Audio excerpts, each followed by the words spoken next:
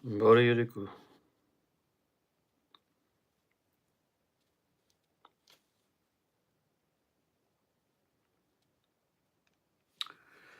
Հուսով եմ լավ եք ժողովուրդ ջան։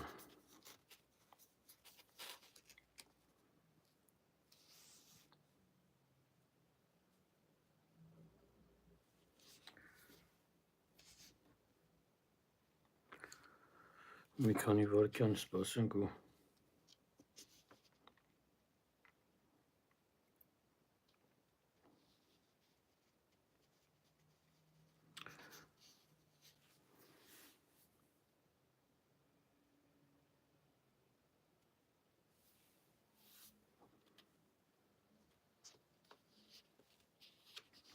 ուրեմն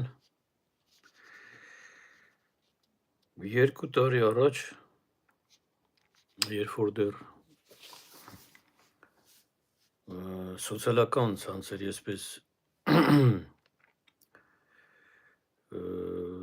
սոցիալական ցանցերում սկսեցինք խոսել առաջին անգամ այսպես մեզ անծանոթ հայերից, սիրելի ժողովուրդ, այս 2 տարվա մեջ մինչև հասան 3-րդ գրքին եւ հիմա արդեն 4-րդը առաջն Աստված իհարկե անփոփոխ մնաց մի հարց, որի պատասխանը ես այդպես էլ չկարողացա ոչ թե չկարողացա, այլ ամեն անգամ ամեն նոր միացողների հետ, ամեն անծանոթ մարդկանց հետ, որոնք նոր միանում են, նոր գալիս են, այդ հարցը նորից ու նորից կրկնվում է, նորից անընդհատ կրկնվում է։ Հիմա կլինի սոցիալական ցանցերում, չգիտեմ, կլինի այստեղ YouTube-ում, կլինի այսպես առցանց զրույցների ժամանակ, նույնիսկ հանդիպումների ժամանակ, նույնիսկ հարցազրույցների ժամանակ, հա, Հայաստանում այդ հարցը պարտադիր հնչում է։ Պարոն Մանվելյան, լավ, այսքան խոսում ենք, այս մարդն էս արեց, այն մարդն են այդ սա արեցին, սա արեցին, բա մեր համար ինչ են արել։ Գիտեք, այնքան ալեգորիկ է հնչում նույնիսկ այս նախադասությունը, մեր համար ինչ են արել մեզ համար։ Մեզ ասելով նկատի ունեն, մեզ էլ չեն ասում, անդադ հայրենիքը, ինչ են արել այս մարդիկ հայրենիքի համար։ Ասում է սիրելի ժողովուրդ, նախ եկեք պարզենք, այս մարդկանց հայրենիքը ո՞րն էր։ Ինչ նկատի ունենք հայրենիք ասելով։ Օրինակ 39 թվականին, 39 չէ, մի քիչ ավելի ուշ արդեն 40-41 թվականներին, երբ որ ճապոնացիները հարձակվեցին ամերիկյան այդ Պերլ Հարբորի վրա, հա, Ամերիկայի հայ համայնքը, մասնավորապես Հայկ Շեկերջյան, Էրնեստ Դերվիշյան, հա, այս անունով հռչակավոր սպաներ, ԱՄՆ հերոսներ, հա, պատերազմի հերոսներ, կոչ արեցին այս մարդիկ տեղի ԱՄՆ-ի հայությանը վեր կենալ ֆաշիզմի դեմ պայքարի, պաշտպանելու համար իրենց երկրորդ հայրենիքը, այդպես էլ ասում էին, երկրորդ հայրենիքը նկատի ունեին ԱՄՆ-ը, որն էր առաջին հայրենիք, այս մարդիկ համարում էին իրենց արևմտյան Հայաստանը, այսինքն մեկը Մարաշից էր, մեկը Խարբերդից էր, մեկը չգիտեմ որտեղից էր հայրենիք։ Հիմա մենք եթե դուրս գանք հասնենք Հնդկաստան կամ գնանք Բիրմա կամ գնանք, չգիտեմ, այլ մոլորակ, ասեն որն է ձեր հայրենիքը, կասենք, չգիտեմ, օրինակ Գորիսի էս ինչ գյուղը կամ Արցախը կամ Արարատը կամ Հայաստան, աշխարհ այսպես մեծ իմաստով եթե վերցնենք, հա, բայց այս մարդկանցից շատերը, սիրելի ժողովուրդ, Հայաստանի մասին միայն լսել էին պատմություններից, այս մարդիկ Հայաստանում ոչ եղել էին, ոչ գիտեին, ոչ տեսել էին, նույնիսկ չգիտեին ինչ էր կատարվում Հայաստանում, սա այն ժամանակներ էր, երբ որ Հայաստանը արդեն խորհրդային կարգեր էր հաստատվել Հայաստանում, հա, այսինքն Եղեռնից մի քանի տարի անց, երբ որ այս մարդիկ արդեն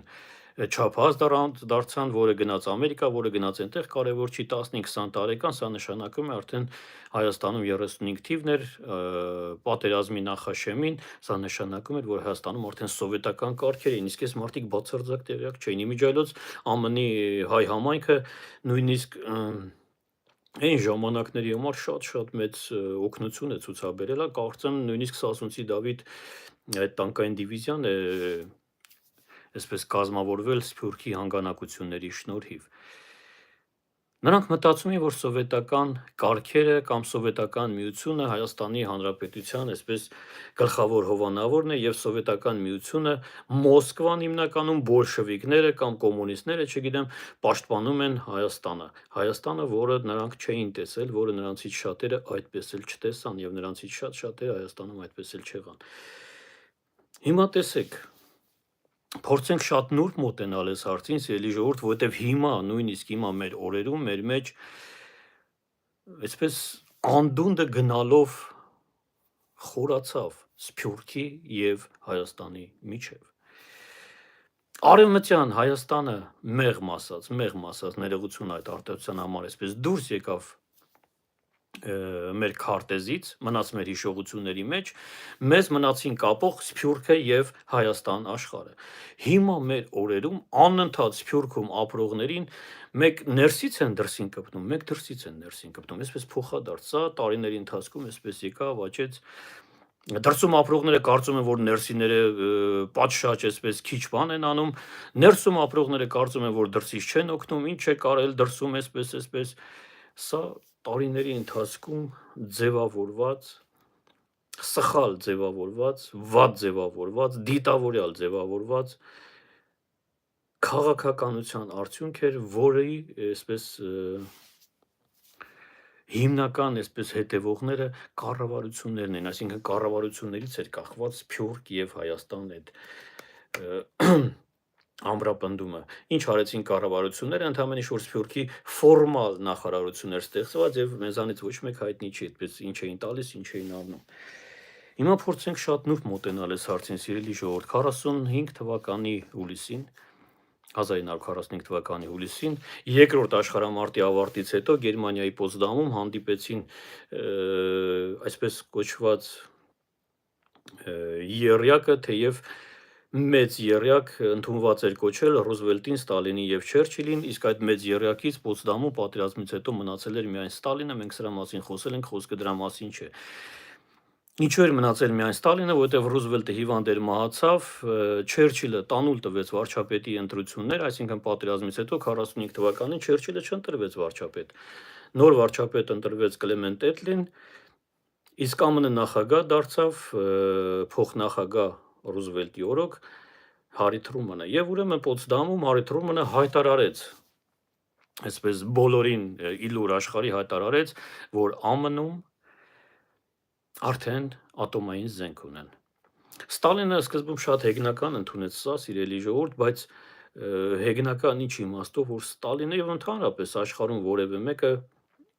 ոչ միայն Ստալինը բացարձակ տեղեկություն, ոչ թե տեղեկություն, պատկերացում չունեին, տեղեկություններ կային, աշխարհի, չգիտեմ, անգլիական, չգիտեմ, ֆրանսիական, չգիտեմ, ռուսական հետախուզություններ այսպես գիտեին, որ ամերիկյան Լոս Ալամոսում ինչ որ մանհեթենյան նախագիծ կա, շատ գաղտնի նախագիծ, թեև մեր հայերը կարողացան այդտեղ մտնել, հա, մեր հայերն ասված սովետական հետախուզության հայ լրտեսների մասին է, մասնավորապես Հայկ Հովակիմյանի մասին է խոսքը, բայց ինչ էր ներկայացնում իրենից ատոմային ռումբը, ոչ Ստալինը, ոչ էլ աշխարհում որևէ մեկը տեղյակ չէր, նույնիսկ Հարի Թրումանը։ Թրումանը երբ որ դարձավ նախագահ, նա զարմացավ, որ ԱՄՆ-ում այսպիսի ծրագիր կա, որովհետև Ռուզվելտը նրան ոչինչ չէր ասել, եւ հենց իմացավ, որ ատոմային ռումբ ունեն, որոշեց, որ ամերիկացիների կյանքը պետք է փրկվի, շտապ Վիետնամի Ճապոնիայի հետ պատերազմը պետք է ավարտել, ռումբերը գցեցին, սա կարճ եմ ասում, որպեսզի անցնենք առաջ, խոսքը սրա մասին չէ։ Եվ այսպես Լոս Ալամոսում, ԱՄՆ-ի Լոս Ալամոսում հայտնվեց աշխարհում առաջին ատոմային ռումբը։ Ինչ դեր ունեին այստեղ հայերը, որովհետև անդադ ասում են, պարոն Մանվելյան, անդադ Կրեմլ, անդադ Մոսկվա, անդադ, չգիտեմ, սովետական միություն, սա մեր ցավոտ կողմն է, սիրելի ժողովուրդ, ինձ համար գոնե ցավոտ ինչի համար, որովհետև մի երկիր, հսկայական մի երկիր, որին մենք այսպես ենթագիտակցաբար հայրենիք էին կոչում 70 տարի կամ 69 տարի, ուղիղ եթե ավելի կոնկրետ, ավելի ճիշտ հաշվարկով թվերով նայենք, Սովետական սոցիալիստական հանրապետությունների միությունը 69 տարվա կյանք ուներ։ 91 թվականի դեկտեմբերին Սովետական միությունը համարվեց քաղաքական դիակ, ԽՍՀՄ գնաց, մենք մնացինք այսպես մի քիչ մի քիչ, այսպես կարելի ասել, Կրեմլից անկախ, մի քիչ եւ որոշեցինք անկախանալ։ Ոչ միայն մենք բոլորը անկախացան, բայց ինչ եղավ հետո, սրա մասին նույնպես խոսք չի։ Հիմա տեսեք, եթե հարցի պատասխանը գտնենք մի քիչ ավելի ակունքներից, սիրելի ժողովուրդ։ Բանը նրանում չէր, գիտեք, որ հայերը, առավելապես Եղեռնից մազապուրց եղածները աշխարհով մեկ գնում էին, դառնում էին այսպես մեծամեծ մարդիկ, գիտնականներ, նկարիչներ, քանդակագործներ, չգիտեմ, կարևոր չի մասնագիտությունը, ամեն մեկն իր ներկայացրած ոլորտում դառնում էր հռչակավոր, մեկը դառնում էր այսպես արմատապես ինչ-որ փոփոխությունների հեղինակ այդ ոլորտում, հեղափոխական, նույնիսկ շատ ժամանակ առավելապես մեր բժիշկները, ԱՄՆ-ում ապրած մեր բժիշկները հեղափոխական այսպիսի ինչպես Ռայմոն Դամադյան, Ալբերտ Կապիկյան, չգիտեմ, Միքայել Տեր-Պողոսյան, Ջոն Նաջարյան, կարևոր չեն անունները, բայց խնդիրը նույնիսկ Եղեռն էլ չէր, դրանից էլ հետ պետք էր գնալ։ Արհեստածին մի երևույթ կար, սիրելի ժողովուրդ, որին մենք դրեցինք, որի անունը մենք դրեցինք հայի բախտ, բայց հայի բախտը հայի ընտրությունն էր ընդհանրապես, սա հայի բախտ չէր, սա արհեստածին արտահայտություն էր, որ մենք հազարամյակների ընթացքում դրա անունը դրեցինք հայի բախտ, բայց եթե մենք ծանոթ լինեինք մեր պատմությանը, եթե մենք կարդայինք մեր պատմությունը, ինչը ես փորձում եմ անել այս 3-4 գրքերում արդեն, մենք կհասկանայինք, որ այդ հայի բախտ կոչվածը ընդամենը ընտրություն էր։ Աշխարհը մեզանից ոչինչ չի գողացել, աշխարհը մեզ պարտք չէ։ Որևէ մեկը մեզ պարտ չէ, Ամերիկան պարտ չի, Իտալիան պարտ չի, չգիտեմ, Ֆրանսիան պարտ չի, ասեն, գիտեք, այս մարդուն տվել ենք, այս մարդը սա է արել, Լոս Ալամոս, Ամերիկա, տեսեք ովքեր ենք տվել ձեզ, հնդիկներ, տեսեք ովքեր ենք, ոչ։ Հայրը ընտրել են սա։ Հայրը ընտրել են, երբ որ Արևելյան Հայաստանից տեղափոխվեցին Պարսկաստան, Նոր Ջուղայում հիմնեցին այդ հսկայական գաղթ օջախը, Նոր Ջուղան շատ կարճ ժամանակում դարձավ Պարսկաստանի այսպես մշակութային կենտրոնը, թե ինչ դեմքեր, ինչ անուններ դուրս եկան Նոր Ջուղայից, հիմնականում իհարկե ես այսպես ակնարկով ասեմ կանանց մասին է խոսքը, դուք կարդաք 4-րդ գրքում, ինչ կանայք, ինչ անուններ, ինչեր արեցին Պարսկաստանում, բայց աֆղաններից հետո Նոր Ջուղայից հայերը գաղթեցին Հնդկաստան, Հայաստան չեկան, այն ժամանակ էլ սովետական Հայաստան հո չէր, խոսքը տեսեք որ թվականների մասին, 1600-ական, 1700-ական թվականների մասին, այն ժամանակ էլ սովետական Հայաստան չկար, որովհետև անդադ այսպես ժողովրդական խոսք ունենք, արտը խախուտ մանեն կարկու, դե սովետական Հայաստան էր, գային ինչ անեն, այդ ձեր տունը շինվի, 1600 թվականին ինչ սովետական Հայաստան, 1700 թվականին ինչ սովետական Հայաստան, դուրս էին գալիս, լավ, հասնենք սովետական Հայաստան, ինչ էին անում Գորիսի գյուղերում, Արցախի գյուղերում, ինչ անուններ, Քյավառից մեր, այսպես տնավարի, այսպես կենցաղային լեզվով ասած, մեր Քյավառից, որտեղից ասես, Հայաստան ամենատարբեր անկյուններից, գյուղերից դուրս էին գալիս, գնում էին հասնում էին Մոսկվա, սովորում էին, համալսարաններ, Բաուման, չգիտեմ, Լենինգրադ, դառնում էին մեծամեծ մարդիկ եւ նրանցից շատ քչերն են հետ վերադարձել իրենց ակունքներին, ինչպես հետ վերադարձավ Անդրանիկ Յոսիֆյանը, որ Արցախի ծմակահողից ամեն անգամ գալուց 2-3 բեռնատար էր տանում իր հայրենի գյուղը ծմակահող Արցախի, ամեն անգամ Հայաստանում ինչ ներդրում ունի Անդրանիկ Յոսիֆյանը էլեկտրաշինության մեջ, սա ուղղակի անգնահատելի, Անդրանիկ Յոսիֆյանն էլ հոհասել էր մեծամեծ պաշտոնների, Իմիջիալոս քահանայի որդի էր,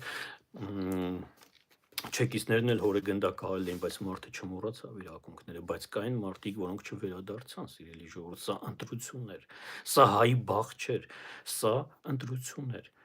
մարդիկ որոշեցին հետ չգալ, մարդիկ գնացին Մոսկվա, մեծամեծ մարդիկ դարձան եւ մնացին այնտեղ, եւ ուրեմն այդ հարցի պատասխանը, որն էր պատճառը, որ հայերը ԱՄՆ-ում արարեին, դառնային մեծամեծեր, Ռուսաստանում, նույնիսկ Օսմանյան կայսրությունում, Պարսկաստանում, այսպես հետադիմական հայացքների Պարսկաստանում, որտեղ նույնիսկ կանայք էին դառնում գիտնականներ, հայ կանանց մասին է խոսքը,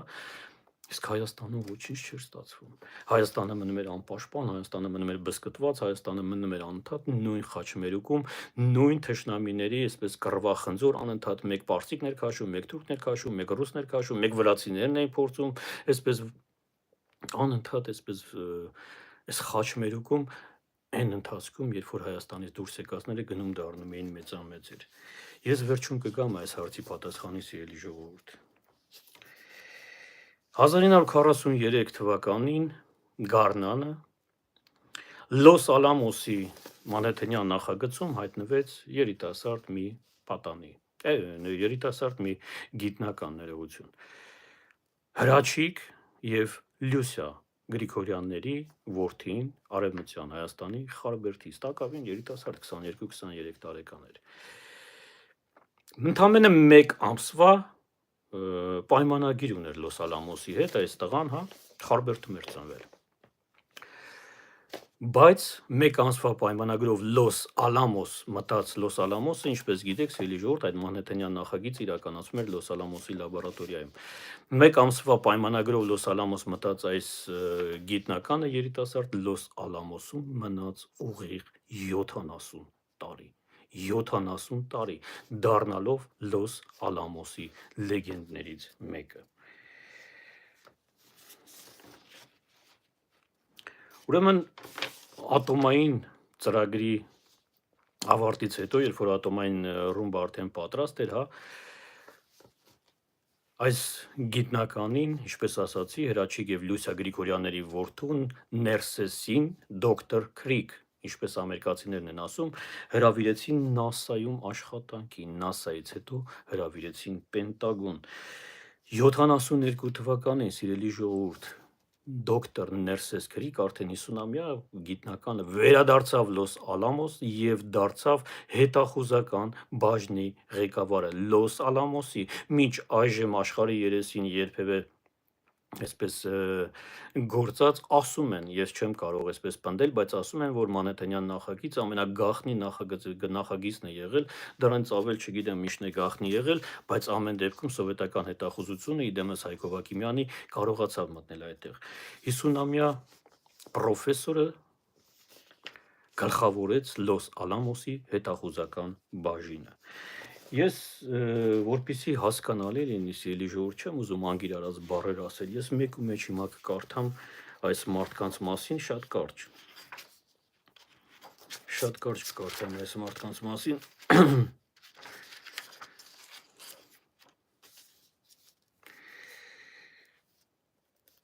Ուրեմն 1950 թվականին NASA-ն տիեզերական կիրառության ջերմամիջուկային հրթիռներ ստեղծելու նախագիծ էր մշակել։ Սա իմ առաջին գրքից է հատված, եթե հարցեր լինեն, դուք կարող եք ձեռք բերել, մեկնաբանություններում կտեսնեք։ Դոկտոր Ներսես Քրիկին հրավիրեցին այդ նախագծում աշխատելու, նրան հանձնարարված էր ապահովել հրթիռների միջուկային շարժիչների անխափան աշխատանքը։ Ես սա խոսում եմ այն թվականների մասին, սիրելի ժողովուրդ, երբ որ Պոտսդամի այդ հայտարարությունից հետո, ատոմային ռումբի արդեն կիրառումից հետո 1 տարի անց Չերչիլը արդեն ոչ վարչապետ որպես հրավիրվեց Ամերիկա եւ Հարի Թրումանի հետ այսպես հանցավոր համաձայնության գալով Չերչիլը ԱՄՆ-ում բարձր ամբիոնից հայտարարեց, որ իրենք Թրումանի հետ որոշել են, որ հաջորդ ատոմային ռումբը աշխարհի երեսին պիտի ընկնի Ռուսաստանի վրա։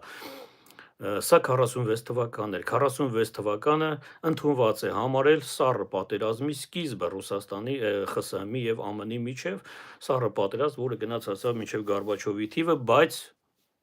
ես ոչ թե կարծում եմ, այլ այսպես ոչ օֆիցիալ մինչև օրս շարունակվում, այսինքն սառը պատերազմի ժամանակ ինչ էին անում հայերը ԽՍՀՄ-ում եւ ինչ էին անում ԱՄՆ-ում, երկկողմանի, սիրելի ժողովուրդ, եւ կրկնում եմ, սա հայի բախտ չէր, սա ընտրություն էր։ 1972 թվականին NASA-ի նախագծի բարեհաջող ավարտից հետո 50-ամյա պրոֆեսորը վերադարձավ Լոս Ալամոսի լաբորատորիա եւ դարձավ նորաստեղծ հետախուզական գաղտնի բաժնի 6 անդամներից մեկն ու բաժնի անվտանգության պատասխանատուն։ ԱՄՆ ԽՍՀՄ սառը պատերազմի ավարտից հետո Ներսես Գրիգորյանը աշխատել է ԽՍՀՄ միջուկային ծրագրի գիտնականների հետ, որտեղ մեզ հայտնի շատ հայեր կային՝ Կիրակոս Մետաքսյան, Սամվել Քոչարյան, Ալիխանյան եղբայրներ, այսինքն Լոս Ալամոսի հայերը եւ ԽՍՀՄ-ի միջուկային ծրագրի այսպես առաջատար գիտնական հայերը աշխատում էին համատեղ։ Մենք հետո այս ամեն ինչը կբերենք եւ կհամեմատենք Հայաստանի այն ժամանակների եւ այսօրվա իրավիճակի եւ կտեսնենք, որ ոչինչ չի փոխվել։ Ոչինչ չի փոխվել այս ընթացքում եւ այն ընթացքում, երբ որ հայերը երկկողմանի աշխատում էին եւ Արզամաս 16-ում ԽՍՀՄ միջուկային ծրագրում եւ Լոս Ալամոսում ԱՄՆ-ի մանհեթենյան նախագծում այդ միջուկային զենքի ատոմային ռումբի ստեղծման գործում։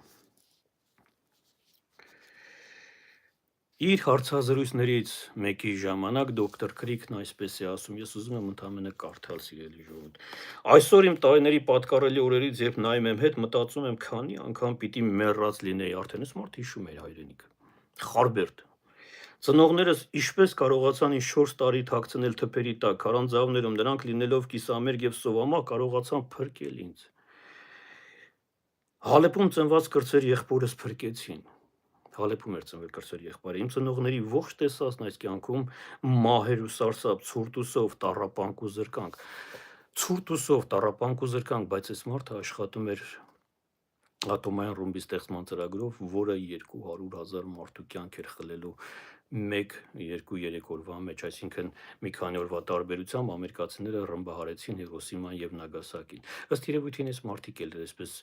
մեծ հաշվով պատկերացում չունեին իրենք ինչի համար են աշխատում, ինչ պիտի ստեղծեն։ Օպենհայմերն ինքն էր զարմացելի միջայլոց։ Սա միջանկյալ ասեմ, որ ատոմային ռումբես ողջ կործանարար ուժը տեսնելուց հետո Օպենհայմերը դեռևս չգիտեր ինչեր են սպասվում աշխարհին, չգիտեմ միջուկային, չգիտեմ այսպես ջրածնային ռումբեր, Օպենհայմերը հրաժարվեց այդ ամեն ինչից, նույնիսկ քրեական պատասխանատվություն, նույնիսկ դատաստան եւ սովետական հետախուզություն, երբ որ կարողացավ մտնել Մանհեթեն, ասում են, այսպիսի աղբյուրներ կա, ես պնդել չեմ կարող, ոչ կարող եմ այսպես մերժել, ոչ էլ կարող եմ հաստատել, բայց ասում են, որ Օպենհայմերը ինքն է այսպես Ռոզենբերգների միջոցով փոխանցել ատոմային զենքի այդ նախագծերը Հայկ Հովակիմյանին կամ հայ հետախույզներին, կարևոր չէ այստեղ անունը, այսինքն Օպենհայմերը ուզում էր, որ այդ նախագիծը անպայման հայտնվի Սովետական Միությունում, որպեսզի Սովետական Միությունում շուտ կարողանան ստեղծել ատոմային ռումբը եւ դրանով կարողանան զսպել Հարի Թրումանին, որը պատրաստվում էր ատոմային ռումբ գցել ռուսական 20 քաղաքների վրա, ոչ թե ռուսական, այլ ԽՍՀՄ-ի, այդպիսի նախագիծ կար մշակված Պենտագոնում, որ պիտի ռմբահարվեն ԽՍՀՄ 20 մեծագույն քաղաքներ՝ Կիև, Մինսկ, չգիտեմ, Մոսկվա, այսինքն այն ինչ որ չհաջողվեց Հիտլերին, պիտի աներ Թրումանը։ Ընդամենը մի տարի առաջ այս մարդու ներկայացրած երկիր, այսպես կարելի ասել, Ռուզվելտի դեմքով դաշնակից էր, միասին կռվում էին Հիտլերի դեմ, հիմա արդեն Մանհեթենյան նախագծի հայազգի գիտնական, Լոս Ալամոսի լաբորատորիայի հետախուզական ծառայության սպա, Լոս Ալամոսի ՑՄԱ եւ պատվավոր անդամ, պատվո մեդալակիր, ԱՄՆ կենտրոնական հետախուզական վարչության պատվո մեդալակիր, ՑՌՎ մեդալակիր էր։ Ներսես Հրաչկի Գրիգորյանը մահացավ 2018 թվականի ապրիլի 18-ին Լոս Ալամոս իր տանը եւ թաղվեց Սանտա Ֆեի ազգային գերեզմանատանը։ Հիմա տեսեք, նույն շրջանում, ուղիղ նույն շրջանում Ներսես Գրիգորյանից 1 տարի անց 1944 թվականին արդեն Լոս Ալամոսում հայտնվեց եւս մեկ հայ գիտնական, ամենաերիտասարդ ֆիզիկոսը Լոս Ալամոսում, ոչ թե Լոս Ալամոսում, այլ Մանհեթենյան նախագծում։ Ուրեմն 43 թվականին 22 տարեկան իմիջիայլոց այս ֆիզիկոսը Հարի Դաղելյանը եւ Ներսես Գրիգորյանը հասակակիցներ էին։ Երկուսն էլ ծնվել էին 21 թվականին եւ ոչ միայն հասակակիցներ էին, այլ նաեւ երկուսն էլ Խարբերդից էին։ Երկուսն էլ ծնվել էին Խարբերդում 1921 թվականին։ Խարբերդից ծնողները գաղթել էին ԱՄՆ, երկուսի զավակներն էլ դարձան Լոս Ալամոսի ատոմային զենքի նախագծման այդ Մանհեթենյան նախագծի լեգենդներից։ Այդ ժամանակ ինչ էր կատարվում Ռուսաստանում, սրանք առանձին թեմաներ են, որոնց մասին մենք շատ ենք խոսել։ Ուրեմն 45 թվականի ամռանը արդեն 1-2 ամիս անց արդեն պիտի ռմբահարվի Ճապոնիան, վերջին փորձարկումների ժամանակ Հարի Դաղելյանը պատահաբար կպնում է պլուտոնիումի միջուկին, վնասում է միջուկը, ճառագայթման շատ մեծ այսպես բաժին է ստանում, բայց որևէ մեկին ներս չի թողում, որևէ մեկին։ Անվտանգության աշխատակիցները նրան խորհուրդ են տալիս դուրս գալ լաբորատորիայից, ամեն ինչ փակել եւ հեռանալ, Հարի Դաղելյանը դուրս չի գալիս, ասում է ես պիտի ուղղեմ այս ամեն ինչը, որ հետո մնացածը չվնասվեն։ Մեն միայնակ մնում է այդ աղյուսներ կային, այդ աղյուսները այսպես պետք էր շարել պլուտոնիումի միջուկի շուրջ, այդ աղյուսներից մեկը պատաբար կպնում է թևին, ընկնում է միջուկի վրա եւ դրանից այսպես միջուկը խախտվում է ճառագայթում, Հատաղլյանը մնում է այնքան ժամանակ, մինչև այդ աղյուսները նորից հերթով հատ առ հատ դասավորում է, պլուտոնիումը այսպես փակում է միջուկը, դառնում է անվտանգ, նոր դուրս է գալիս, բայց արդեն անդառնալի ճառագայթների այսպես բաժին ստացած ընկնում է կոմայի մեջ եւ գիտակցության չգալով մահանում է այս երիտասարդը Մանհեթենյան նախագծի ամենաերիտասարդ եւ առաջին զոհը կարծեմ եւ այո Մանհեթենյան նախագծի առաջին զոհը նորից նույն ժամանակաշրջանում այս ամենը կատարվում է 40, 45, 50 թվականներին, սիրելի ժողովուրդ, արդեն ասացի, երբ որ Չերչիլի բերանով այսպես սկիզբ դրվեց սառը պատերազմի ԽՍՀՄ-ի միջև։ Ուրեմն 1988 թվականի դեկտեմբերի 10-ին Վաշինգտոն Փոստի առաջին էջում հայտնվեց Պենտագոնի պաշտոնական ելույթներ գրող Ուիլյամ Դոնլիի կարճ հոդվածը, որում ասվում էր. 3 Ջորջ Վաշինգտոնի համալսարանական հիվանդանոցում երկարատև ու ծանր հիվանդությունից հետո մեզնից հեռացավ Պենտագոնի լեգենդը, դոկտոր Քրիկը Լոս Ալամոսի լեգենդն էր, Հարի Դաղլյանը Լոս Ալամոսի լեգենդն էր, այս մարդը Պենտագոնի լեգենդն էր։ Իդեմս նրա ամենառազմական ուժերը եւ ժողովուրդը մեծ կորուստ կրեցին, չունենալով ամերիկյան արմատներ, նա շուրջ 40 տարի ծառայեց ԱՄՆ անվտանգությանը։ Եվ ուրեմն այս մահախոսականով ամերիկացիները հրաժեշտ էին տալիս ԱՄՆ բանակի զենքի նախագծման եւ մշակման վարչության պետ։ Բանակի զենքի նախագծման եւ մշակման վարչության պետ։ Պենտագոնում իշխանամարցամաքային հրթիռների հարցերով նախագահի խորհրդի ներկայացուցիչ ամերիկյան անտեսանելի ռմբակոծիչ ինքնաթիռների կոնստրուկտոր 76-ամյա Վահե Քյուպելյանին։ Վահեն էլ Մարաշից էր, սիրելի ժողովուրդ, Արևմտյան Հայաստանի Մարաշից, այս բոլորը ծնվել էին Արևմտյան Հայաստանում։ Ուրեմն Մասաչուսեթսի կարծեմ տեխնոլոգիական ինստիտուտն էր ավարտել 39 թվականին, արդեն ինժեներ էր եւ հենց Վահե Քյուպելյանը 1940 թվականին, ընդամենը 1 տարի էր, որ ինժեներ էր աշխատում, 1940 թվականին նախագծում է եւ ստեղծում է, գիտեք, հիմա ասեմ գրված է դաշնակից զորքերի ռազմածովային ուժերում օգտագործվող ռումբերը։ Ռազմածովային ուժերում օգտագործվող ռումբեր, ես այսպես իհարկե գրված չի անուն առանուն, ես կարծում եմ այստեղ խոսքը տորպեդոների մասին է։ Վահե Քյուպելյանը նախագծում եւ ստեղծում է երկրորդ աշխարհամարտի ժամանակ դաշնակից զորքերի ռազմածովային ուժերի նավատորմերում օգտագործվող ռումբերի մասին այսպես հատառհատ ինֆորմացիա չկա։ Պատերազմից հետո աշխատանքի անցնում Goodyear ձեռնարկությունում, որ արտադրում էր F4U Corsair կործանիչները 1960 թվականին, սիրելի ժողովուրդ, 1960 թվական։ ԱՄՆ-ի Նևադա նահանգի ռազմաօդային ուժերի պոլիգոնից օդ է բարձանում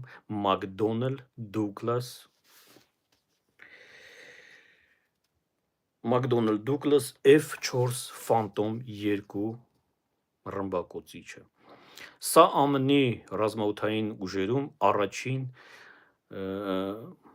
այսպես Նիվիդզիմկա կոչված, այսպես եթե ավելի հասկանալի ասենք, հայերեն մի քիչ հասկանալի չի, ինչում ինքնաթիռ ինչպես կարող է լինել անտեսանելի, բայց այդպես էր։ Վահե Քյուպելյանի մշակած այդ հատուկ տեխնոլոգիաների շնորհիվ ռադարները գրեթե չէին որսում այս ինքնաթիռները։ McDonnell Douglas F4 Phantom 2, սա ամերիկյան ռազմաօդային ուժերի, այսպես ասած,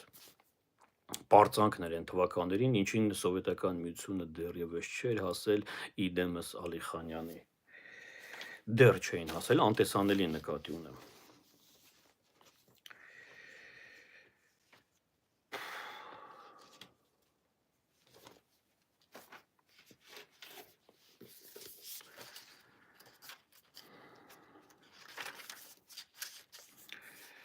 Ուրեմն տեսեք, Phantom 2-ի կոնստրուկտորն էր արդեն ասացի, Վայե Կյոպելյանը։ 66-74 թվականներին Կյոպելյանը զբաղեցնում էր պաշտպանական գործակալության տնօրենի օգնականի պաշտոնը եւ զբաղվում էր բալիստիկ հրթիռների նախագծման եւ մշակման հարցերով։ Հետագայում Վայեն դարձավ B1 եւ B2 կործանիչների նախագծերի, ինչպես նաեւ MX եւ Patriot հրթիռային համակարգերի ստեղծման նախագծերի ղեկավարը։ Եթե այսպես մի քիչ հետևում ենք ռազմական գործողություններին, ինչպես ԽՍՀՄ-ում, այնպես էլ ԱՄՆ-ում, պատմությունը մի քիչ իմացողները կհասկանան ինչերի մասին է խոսքը, այս պատրիոտները իրենց ժամանակին ուղղակի ահ ու սարսափ էին այս հրթիռները։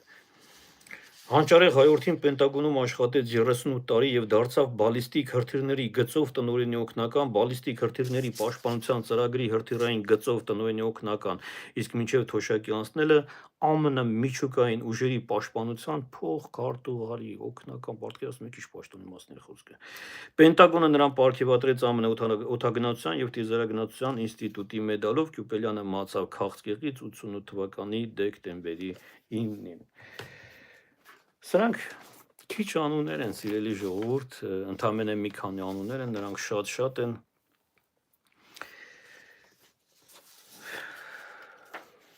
Եվ դարձյալ նորից նույն շրջանում, նորից Արևմտյան Հայաստանի երզնկայից 24 տարեկան աղջիկ։ 1952 թվականին այս 24 տարեկան հայուհին դարձավ ԱՄՆ-ի այսպես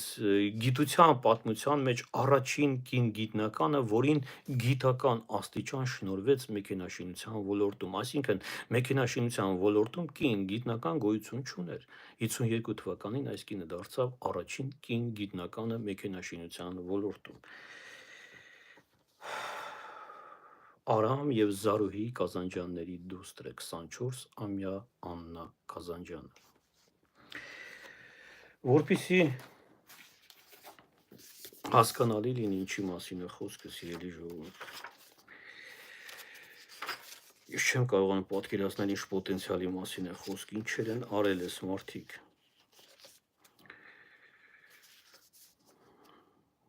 Նա Ատլաս դասի բալիստիկ հրթիռների թռիչքի հաշվարկների եւ ուղղորդման պատասխանատուն էր։ Աննան դարձավ ամերիկյան առաջին հրթիռակիրները նախագծողը, առաջին հրթիռակիրները, NASA-ի առաջին հրթիռակիրները, Աննա Կազանջյան։ Նրա հաշվարկների վրա հիմնված սխեմայով Ատլաս դասի հրթիռակիրները երկրի ուղեծիր դուրս բերեցին Ranger, Midas եւ Mariner արբանյակները։ Այնուհետև Աննային վստահվեց Սատուրն հրթիռների ստեղծումը, փորձարկումն ու գործարկումը։ Հրթիռի փորձարկման արձակման ժամանակ Աննան անձամբ է մասնակցում թռիչքներին։ Այս հանճարեղ հայուհին ամերիկյան հրթիռների համար մշակեց թիրախը 10,000 մղոն հեռավորության վրա խոցելու համակարգը։ Ասում են, որ Աննայի այսպես աշխատանքային եւ թղթապանակ, այսինքն ինչեր է արել, ինչեր է ստեղծել, ինչպես ԽՍՀՄ-ում, այնպես էլ ԱՄՆ-ում ընդունված սա տաբու էր, պահում էին գաղտնի, մինչ օրս ասում են, որ ՑՌՈ-ն ամբողջովին չի գաղտնազերծել Աննա Կազանջյանի այսպես ողջ աշխատանքային հաջողություններ, այսինքն ինչեր է ստեղծել այս 24-ամյա աղջիկը NASA-ում։ Սիրելի ժողովուրդ, մենակ ԽՍՀՄ չէր։ Անդադ ասում ենք, հա սովետ, բայց միայն ԽՍՀՄ չէր եւ միայն ԱՄՆ չէր, ցավոք սրտի։ Այս ամենը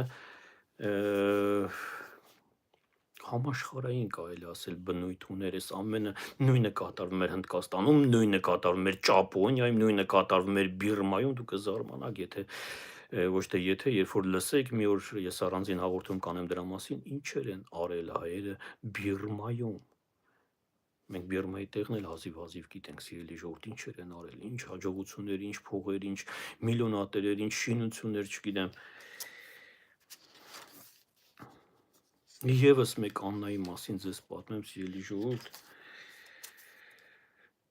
Դարձյալ Արևմտյան Հայաստանի Խարբերդից։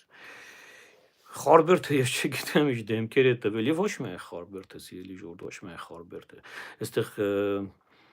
Քաղաքը կամ քառակուսի մետր այդպիսի նշանակություն չուներ Արևմտյան Հայաստանի հայերը շատ տաղանդավոր էին, շատ։ Եվ այս մարդիկ հենց ջարդերից հետո այսպես ամբողջ աշխարհով տարածվեցին եւ ով որտեղ գնաց դարձավ այդտեղ իր ներկայացրած ոլորտում հեղափոխական ինչ-որ մի նոր, ասենք նորարարության հեղինակ, ինչպես արդեն ասացի, բժիշկները, ինչպես չգիտեմ Ռոջեր Քոլինգվուդը օրինակ աստմայի դեղամիջոցը ստեղծեց կամ չգիտեմ Ջակոմո ինչ էր Ջակոմոյի ազգանուն էսպայն մոռացա, երբ որ ստեղծեց առաջին արևային մարտկոցները Ջակոմո Լուիջի Չամիչյանը, հա։ Այսպես ամեն մեկը բոլորը Արևմտյան Հայաստանից։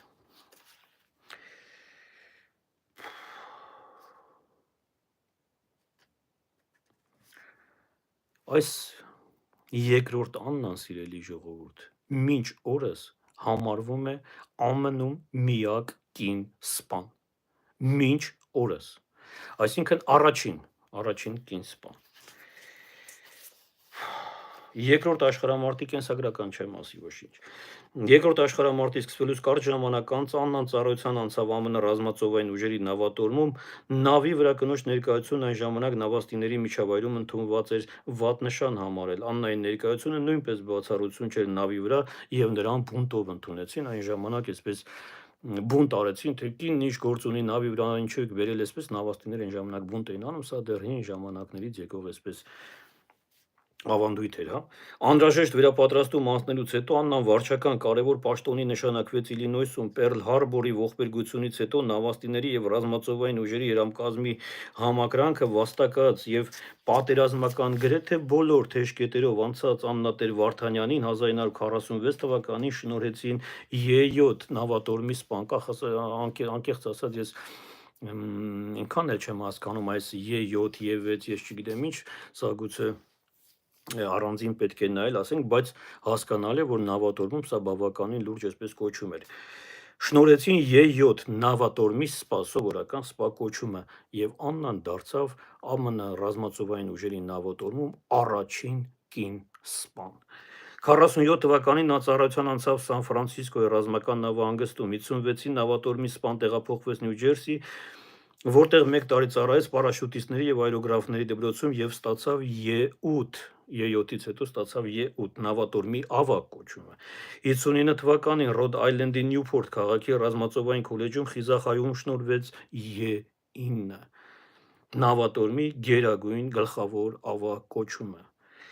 Աննան դարձավ եւ դեռ շարունակում է մնալ միակ կինը, որ ԱՄՆ ռազմածովային ուժերում հասել է զինվորական բարձրագույն կոչման։ Դարձավ եւ մնում է միակ կինը, որը հասել է զինվորական այսպիսի կոչման։ Նավաստիների միջավայրում վատ նշան համարվող Սևաչահայուին դարձավ ամերիկյան նավատորմի խորհրդանիշը։ 63 թվականին ԱՄՆ ռազմածովային ուժերի բարձրաստիճան սպան Նատեր Վարդանյանը ծառայության անցավ կենտրոնական հետախուզական վարչությունում ՑՌՈ։ Նրան վստահեցին Մերձավոր Արևելքի գծով ավագ վերլուծաբանի պաշտոնը, Աննան գործուղվեց Սիրիա, Պաղեստին, Բեյրութ, Եգիպտոս, Թունիս, Ալժիր։ Մերձավոր Արևելքում նրա գործունեության մասին տեղեկություններով թղթապանակը մինչ օրս ԿՀՎ-ն, նույն ինքը ՑՌՈ-ն չի գաղտնազերծել։ Այսինքն ինչեր է արել Աննան Մերձավոր Արևելքում, որպես ԿՀՎ-ի այսպես չի գաղտնազերծում։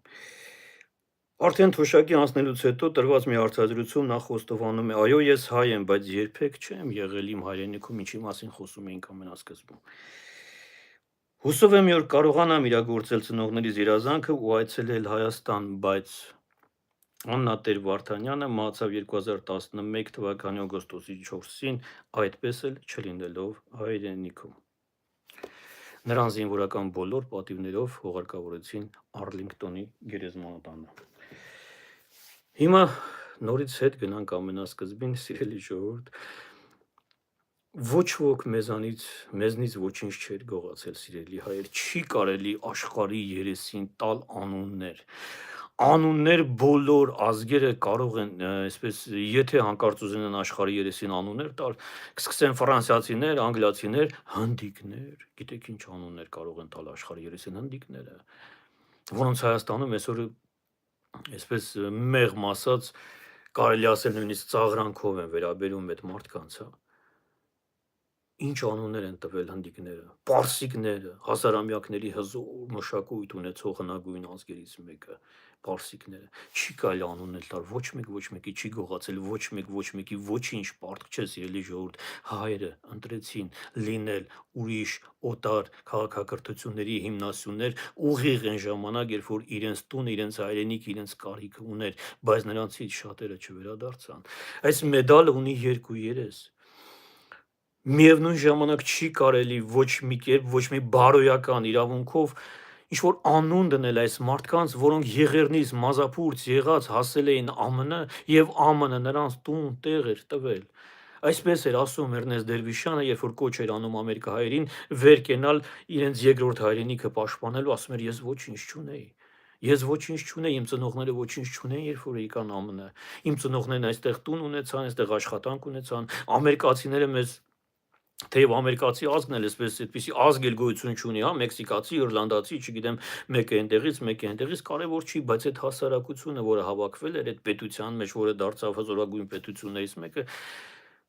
հայերն այնտեղ համակերպվեցին, այդ մշակույթի մեջ ապրեցին, եւ երբ որ երկրորդ աշխարհամարտը սկսվեց, Էրնեստ Դերվիշյանը, Հայկ Շեքերջյանը առաջինը կոչ արեց հայերին վեր կենալ ֆաշիզմի դեմ պայքարի եւ փոքրաթիվ հայ համայնքից, եթե չեմ սխալվում, 1940-41 թվականի տվյալներով, գուցե սխալվեմ, մոտ 200,000 հայեր, ոչ ավել, 200,000 հայեր էին ապրում ԱՄՆ-ում։ Փախստականների մասին է խոսքը կամ ընդհանուր, չգիտեմ, մոտ 200,000 հայեր էին ապրում։ 200,000 հայերից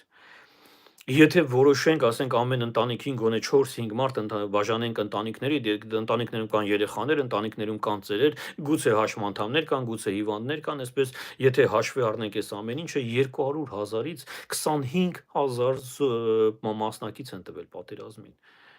Երկրորդ աշխարհամարտի մասին է խոսքը։ Պատերազմին կոպեկներով աշխատող սփյուռքը, սիրելի ժողովուրդ, որ այսպես անընդհատ ասում եք, բա ինչ են արել այս մարդիկ հայրենիքի համար։ Այդ մարդիկ այնքան բան են արել հայրենիքի համար, որ հայրենիքում ծնվածը մեծացած եւ ապրածներից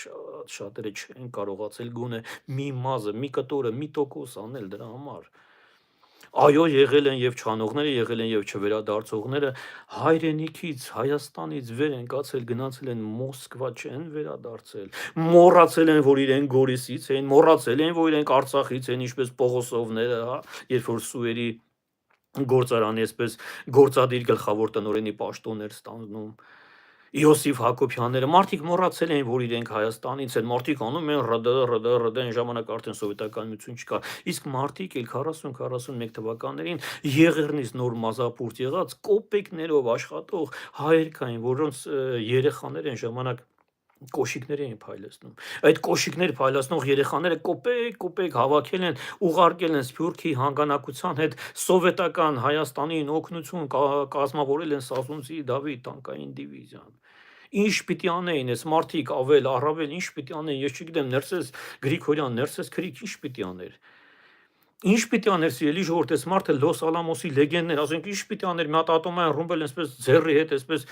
կառուցը բանաներ, հա, նախագծեր կամ չգիտեմ, հավաքեր այնպես, գցեր մի կողմի վրա, հետո վերցեր գար Հայաստան, ինչ պիտի աներ այս մարդը։ Այս մարդը Լոս Ալամոսում էր աշխատում, այս մարդը աշխատում էր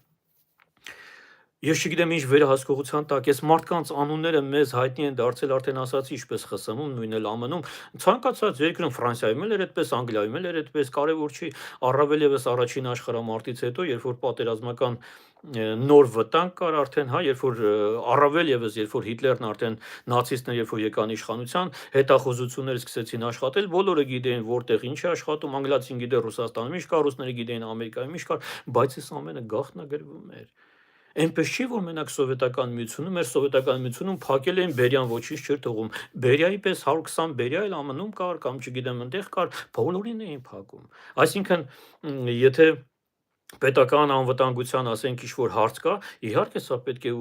եթե վերցնեք ձեր տան մի գաղտնիք է, մի գաղտնիք, որ ձեր տնից պետք է դուրս չգա, դուք ինչ ջանք գործադրեք այդ փակելու, այդ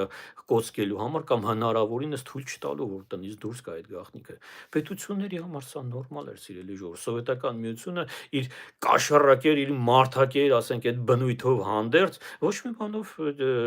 արևմուտքը սրանց չէր զիջում։ Այս հարցում բոլորն էլ փակում էին։ Իսկ անուններ փոխել, ազգանուններ փոխել, սովետը վերցրեց, քանդեց, ջարդեց, փշրեց, ես արդեն ասացի, Անդրանիկ Յոսիֆյան, մարդու անուն ազգանունը մնաց, հորն էլ գնդակարեցին, բայց ինքը մնաց, Ալեքսանդր Քեմուրջյան, Նորայր Սիսակյան։ Այո, Կիրակոս Մետաքսյանի մասին շատ այսպես կենսագրականը ուղղակի խմբագրվեց, եւ սա իմիջիայլոց